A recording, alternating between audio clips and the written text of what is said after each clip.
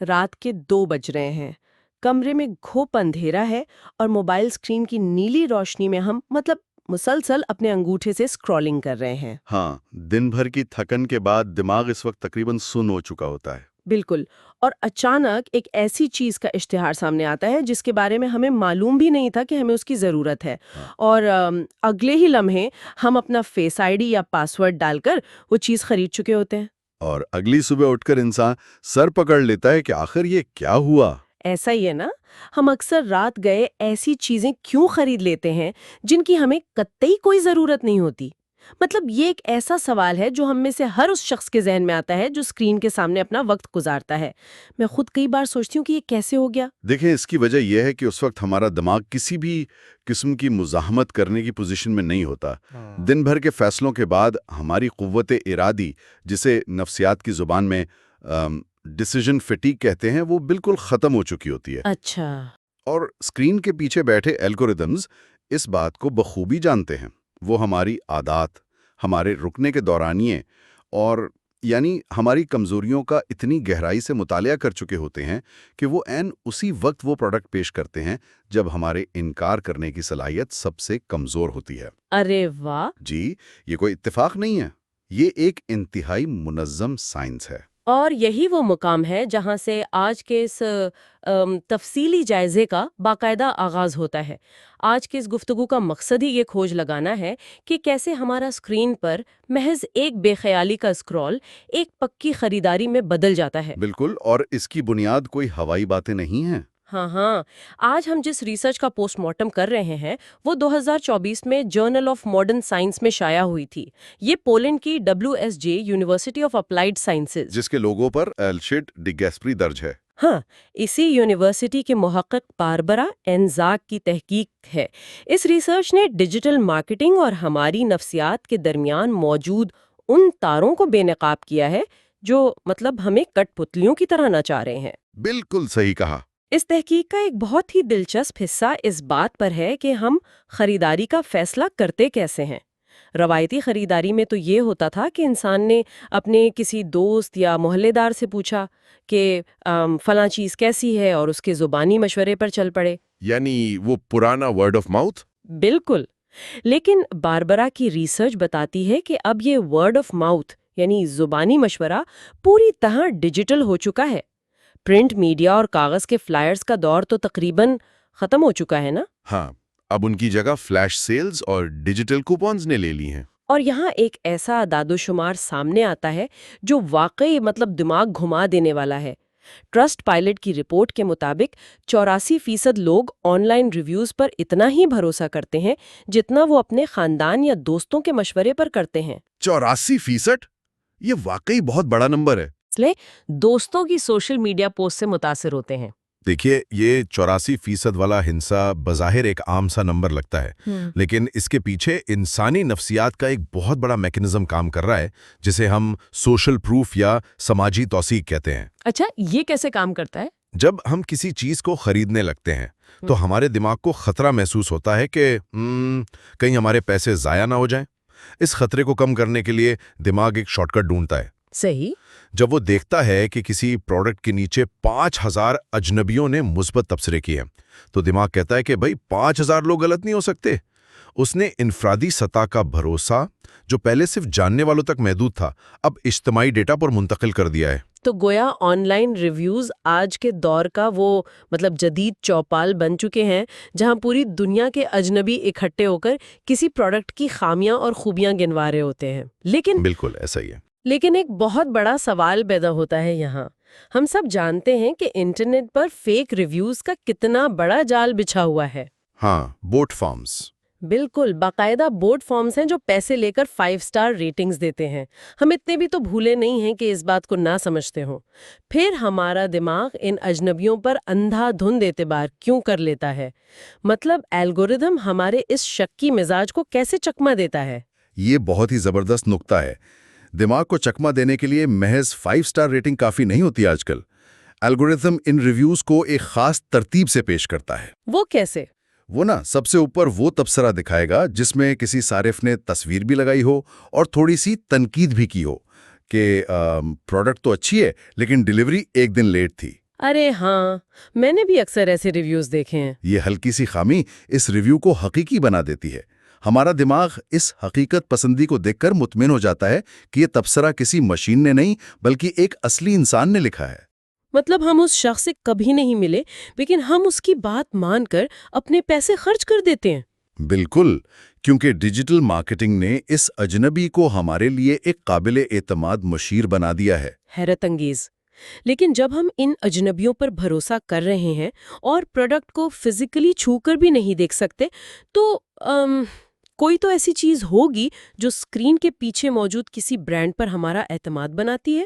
ہاں، اسی چیز کو اس تحقیق میں ویب سائٹ کا ڈیزائن یا یوزر ایکسپیرینس یعنی یو ایکس اور یوزر انٹرفیس یعنی یو آئی کہا گیا ہے۔ یہ یو ایکس اور یو آئی عام انسان کے لیے کیا معنی رکھتے ہیں؟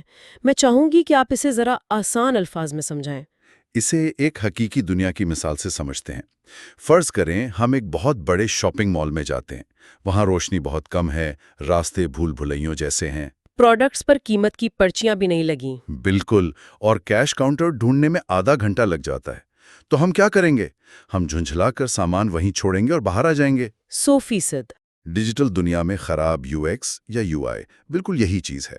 ریسرچ بتاتی ہے کہ ایک پیچیدہ ویب سائٹ جہاں بٹن صحیح کام نہیں کر رہے یا چیک آؤٹ کے عمل میں بہت زیادہ معلومات مانگی جا رہی ہیں، ہاں، وہ لمبے لمبے فارمز۔ جی، وہ لوگوں کو اس حد تک الجھا دیتی ہیں کہ وہ خریدی ہوئی چیزوں کو شاپنگ کارٹ میں ہی چھوڑ کر ویب سائٹ بند کر دیتے ہیں۔ صحیح۔ اس کے برعکس ایک بہترین ڈیزائن وہ ہے جو محفوظ پیمنٹ گیٹ ویز کے ساتھ اتنی ہموار سڑک فراہم کرے کہ گاہک کو خریداری مکمل کرنے تک کوئی ذہنی جھٹکا نہ لگے۔ زبردست۔ اگر ہم خریداروں کی اقسام یعنی ڈیموگرافکس کی بات کریں تو پیو ریسرچ کے اعداد و شمار اس مطالعے میں شامل کیے گئے ہیں۔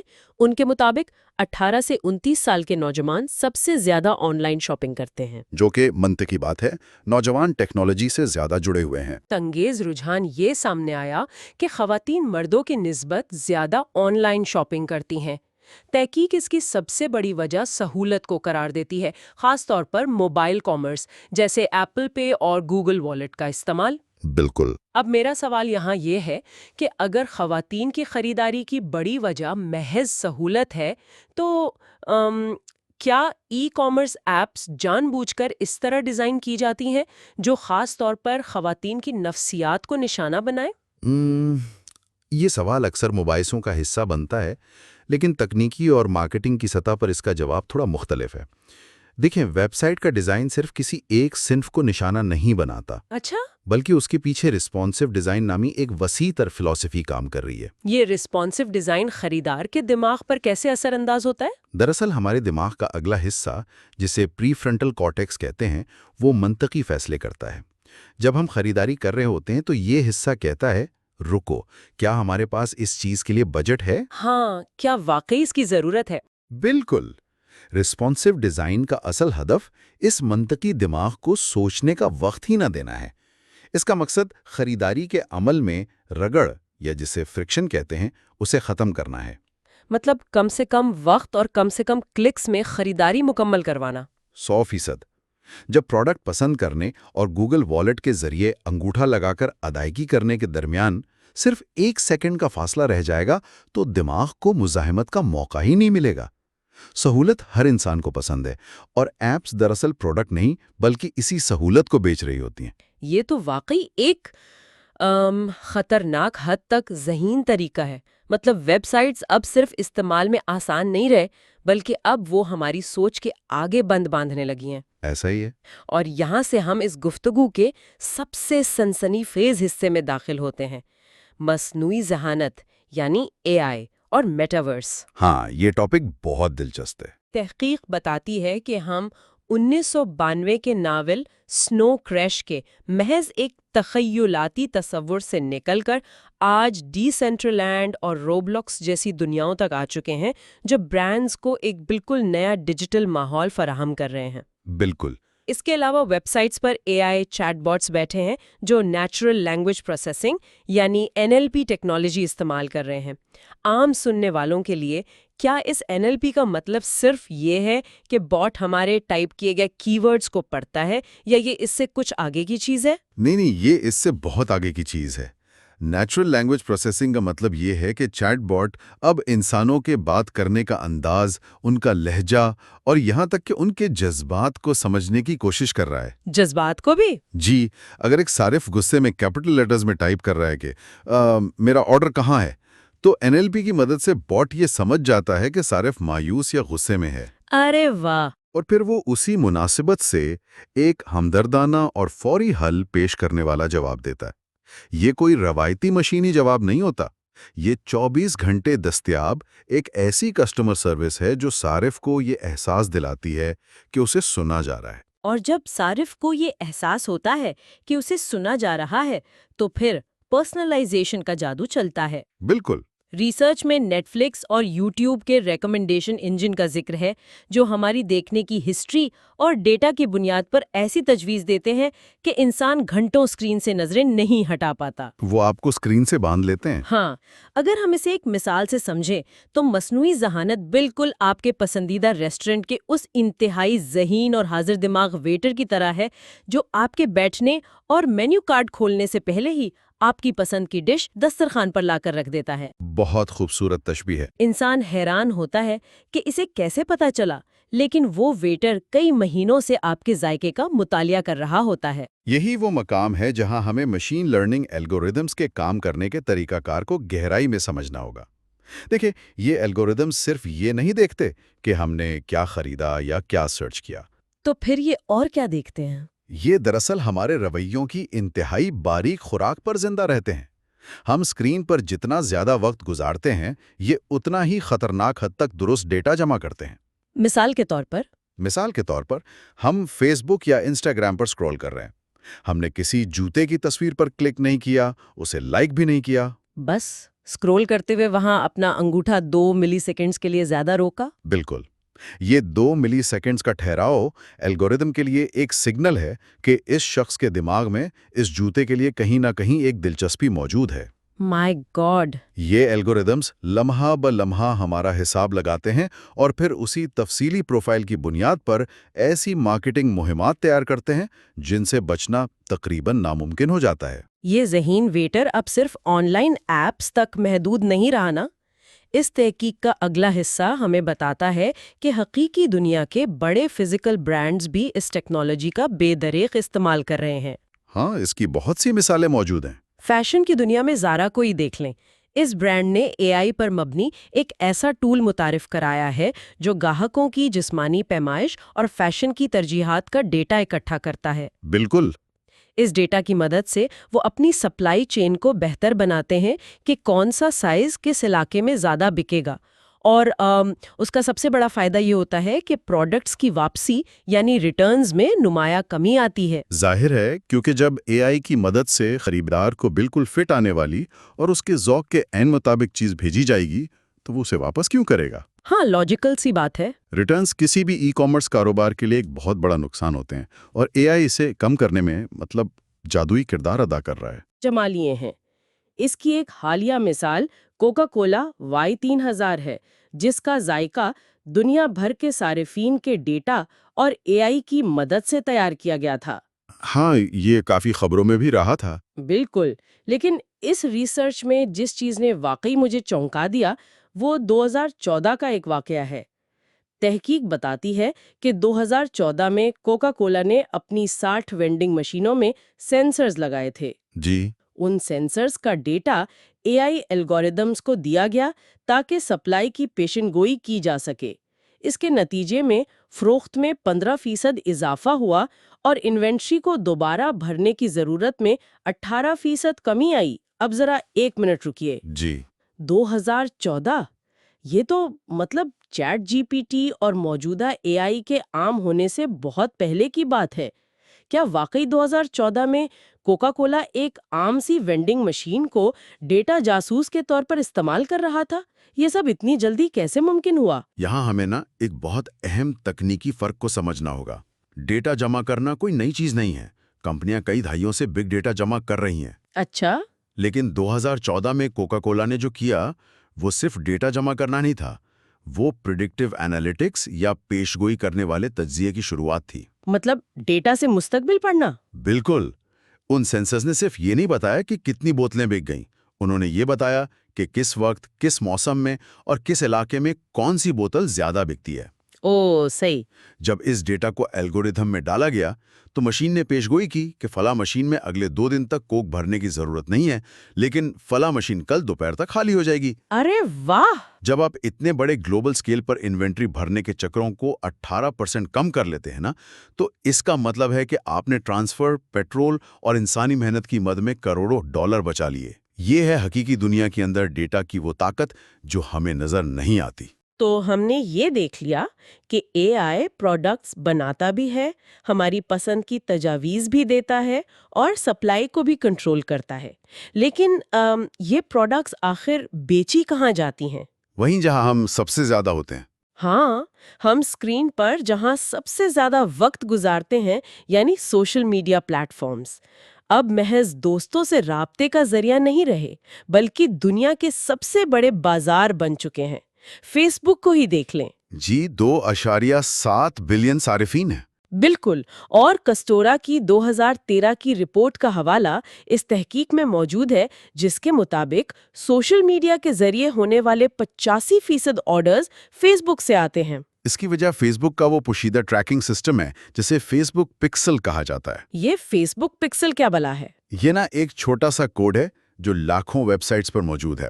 हम फेसबुक से बाहर निकलकर किसी वेबसाइट पर जूते देख रहे होते हैं और फेसबुक का पिक्सल वहीं से हमारा डेटा पकड़कर हमारी प्रोफाइल में शामिल कर लेता है। ओह अच्छा। फिर जब हम वापस फेसबुक पर आते हैं तो वही जूते हमें इश्तिहार की सूरत में मुस्कुरा कर देख रहे होते हैं। कभी मैं सोचूं ये कैसा जादू है। और इंस्टाग्राम की बात करें तो वो इस वक्त ई कॉमर्स में 72% सोशल मीडिया सेल्स का हिस्सादार है। बिल्कुल, इंस्टाग्राम का अपना ही एक एल्गो है। तहकीक के मुताबिक इसकी सबसे बड़ी वजह उसकी बसरी कशिश या विजुअल अपील है। तस्वीरों का मेयार, प्रोडक्ट को तस्वीर के अंदर ही टैग करने की सहूलत और फिर इन्फ्लुएंसर मार्केटिंग। इन्फ्लुएंसर मार्केटिंग तो आजकल गेम चेंजर है। जी, आजकल हालत ये है कि बाज़ छोटे कारोबार और ब्रांड्स सिर्फ एक इन्फ्लुएंसर की मुहिम से $10,000 से ज्यादा कमा रहे हैं। क्योंकि जब कोई ऐसा शख्स जिसे हम रोजाना स्क्रीन पर देखते हैं किसी प्रोडक्ट की तारीफ करता है, तो हमारे दिमाग का दिफाई निजाम उसे एक दोस्त का मशवरा समझकर फौरन कबूल कर लेता है। बिल्कुल, लेकिन यहाँ मुख्तलिफ प्लेटफॉर्म्स का मिजाज भी देखना पड़ता है। इंस्टाग्राम तस्वीर और लाइफस्टाइल बिकता है, जबकि दूसरे प्लेटफॉर्म्स कुछ और बेचते हैं। एक्स यानी साबिका ट्विटर के आदादो-शुमार शामिल हैं। बताया गया है कि एक्स के 330 मिलियन सार्फिन हैं और हैरान अंगेज तौर पर 93% लोग उन छोटे कारोबारों या एसएमई से खरीदारी का इरादा रखते हैं जिन्हें वो फॉलो करते हैं। ये एक दिलचस्प नंबर है। मुझे तो ये बात ज़ाती तौर पर हजम नहीं हुई। अगर हम तनकीदी जाविये से देखें तो एक्स पर लोग ज़्यादातर सियासी खबरों, ट्रेंड्स और गर्मा गर्म बहस मुबाइसे के लिए जाते हैं। वहाँ गुस्सा है, तंज है और खबरें हैं। क्या वहाँ वाकई कोई जूते या घड़ियां खरीदने के मूड में होता है? बज़ाहिर ये एक तजाद लगता है, लेकिन इसके पीछे एक इंतहाई मजबूत मंतिक काम कर रही है। देखिए, एक्स पर लोग बराह रास्त खरीदारी करने नहीं जाते। तो फिर यहाँ सोशल कॉमर्स का वो पहलू सामने आता है जिसे रियल टाइम कस्टमर सर्विस कहते हैं। अच्छा। फर्ज करें हमने किसी ब्रांड से लैपटॉप खरीदा और वो खराब निकल आया। हम एक्स पर जाकर उस ब्रांड को टैग करके गुस्से में एक पोस्ट करते हैं। हाँ, वो तो अक्सर होता है। वो ब्रांड चंद मिनटों में सबके सामने उसका जवाब देता है, माफी मांगता है और मसला हल कर देता है। अब इस पूरी गुफ्तगू को हजारों लोग देख रहे होते हैं। ये फौरी राब्ता, शफ़ाफियत और सबके सामने मसला हल करने की जुर्रत एक्स को एक इंतहाई ताकतवर शॉपिंग प्लेटफॉर्म बनाती है। यानी लोग एक्शन देखते हैं। बिल्कुल, लोग इस ब्रांड पर इसलिए एतमाद नहीं करते कि उसकी तस्वीर अच्छी थी, बल्कि इसलिए करते हैं कि उसने सरे आम अपनी जिम्मेदारी कबूल की और वहां मौजूद बाय नाउ का फीचर इसी एतमाद को फौरी तौर पर कैश कर लेता है। ये वाकई एक मुख्तलिफ जाविया है। लेकिन सुनने में ये सब कुछ किसी साइंस फिक्शन फिल्म का मंजर लगता है। हाँ, वो तो है। इतने बड़े data centres, natural language processing वाले चैटबॉट्स, फेसबुक के पिक्सेल्स और रियल टाइम कस्टमर सर्विस, जाहिर है इन सब को चलाने पर करोड़ों डॉलर खर्च होते होंगे। کیا واقعی سوشل میڈیا پر جوتے یا شرٹس بیچ کر ان کمپنیوں کو اتنا منافع ہوتا ہے کہ وہ اس مہنگی ٹیکنالوجی کا خرچ اٹھا سکے؟ بالکل، اور منافع کے اعداد و شمار آپ کی سوچ سے بھی زیادہ ہیں۔ اس حوالے سے ہب اسپاٹ کے اعداد و شمار اس ریسرچ کا حصہ ہیں۔ وہ کیا کہتے ہیں؟ ان کے مطابق ڈیجیٹل مارکیٹنگ میں اوسطاً 122% منافع یعنی ROI حاصل ہوتا ہے، اور سب سے زیادہ حیران کن بات یہ ہے کہ اتنی نئی ٹیکنالوجیز آنے کے باوجود ای میل مارکیٹنگ آج بھی سب سے زیادہ منافع بخش سمجھی جاتی ہے۔ ای میل مارکیٹنگ واقعی؟ جی ہاں، اعداد و شمار بتاتے ہیں کہ ای میل مارکیٹنگ میں ہر $1 خرچ کرنے پر اوسطاً $42 کمائے جاتے ہیں۔ ارے واہ، $42! اور اس منافع کو ناپنے کے لیے دو بہت اہم اصطلاحات استعمال ہوتی ہیں جن کا ذکر باربرا کی تحقیق میں نمایاں ہے۔ ایک ہے نئے گاہک کو لانے کی لاگت یعنی CAC۔ Customer acquisition cost. بالکل۔ B2B یعنی کاروباری اداروں کے درمیان ہونے والے لین دین میں یہ لاگت تقریباً $200 ہوتی ہے، جبکہ B2C یعنی براہ راست عام صارف تک چیزیں بیچنے میں یہ لاگت محض $50 ہے۔ صحیح۔ اس کو اگر ہم ایک آسان مثال سے سمجھیں تو نئے گاہک کو لانے پر اٹھنے والا یہ خرچ یعنی CAC ایک نایاب اور مہنگے پودے کا بیج خریدنے جیسا ہے۔ بہت خوب۔ شروع میں اشتہارات اور ٹیکنالوجی کی مد میں پیسے لگانے پڑتے ہیں، لیکن ایک بار جب گاہک آ جاتا ہے تو اس کا تا حیات منافع، جسے کسٹمر لائف ٹائم ویلیو یا CLV کہتے ہیں، وہ اس پھل کی طرح ہے جو یہ پودا آپ کو سالہ سال دیتا رہتا ہے۔ بے شک۔ وہ $50 کا خرچ اگلے 10 سالوں میں ہزاروں ڈالر کا منافع بن کر واپس آتا ہے۔ لیکن دیکھیں، یہ منافع کا پہلو تو روشن ہے، لیکن اس کے پیچھے کچھ سنگین چیلنجز بھی منڈلا رہے ہیں، اور اس تحقیق کا اختتامی حصہ انہی چیلنجز پر روشنی ڈالتا ہے۔ وہ کیا چیلنجز ہیں؟ سب سے بڑا چیلنج ڈیٹا پرائیویسی کا ہے۔ جیسے جیسے دنیا بھر میں GDPR جیسے سخت قوانین آ رہے ہیں، کمپنیوں کے لیے یہ مشکل ہوتا جا رہا ہے کہ وہ صارفین کا کتنا اور کیسا ڈیٹا جمع کریں۔